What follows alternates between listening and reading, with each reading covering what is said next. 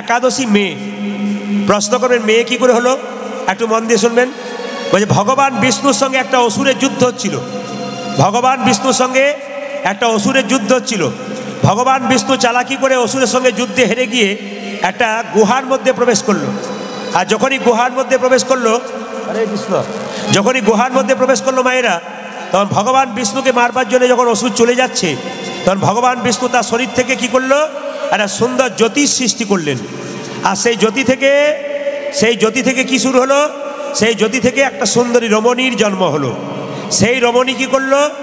একবার সোজা গিয়ে ভগবান বিষ্ণুর কাছ থেকে গিয়ে সোজা অসুরের মস্তকটাকে ছেদন করে দিল।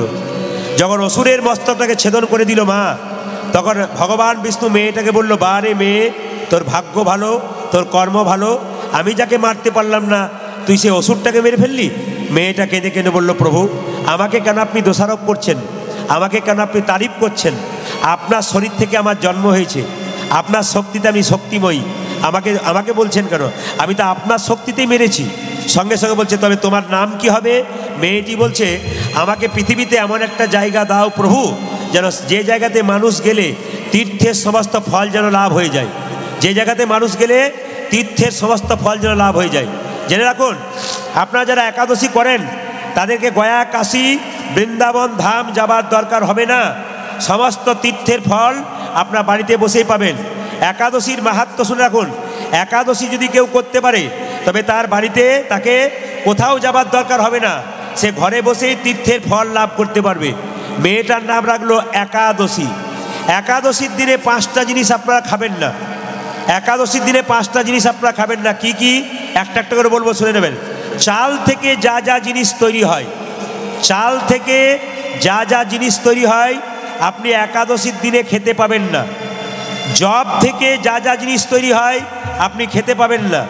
গম থেকে যা যা জিনিস তৈরি হয় আপনি খেতে পাবেন না। সরিষা থেকে যা যা জিনিস তৈরি হয়, সরিষার তেল, সরিষা, কোনো জিনিসই আপনি খেতে পাবেন না। 4-5 নম্বর কি?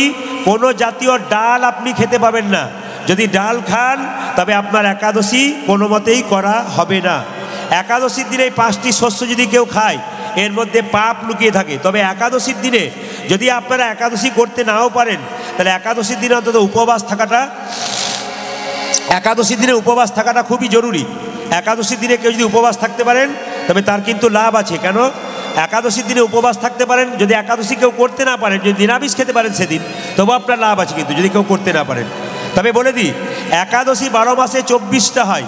যদি 24টা কেউ না করতে পারেন, 4টা গুনে গুনে করবেন। আমার দিকে তাকান।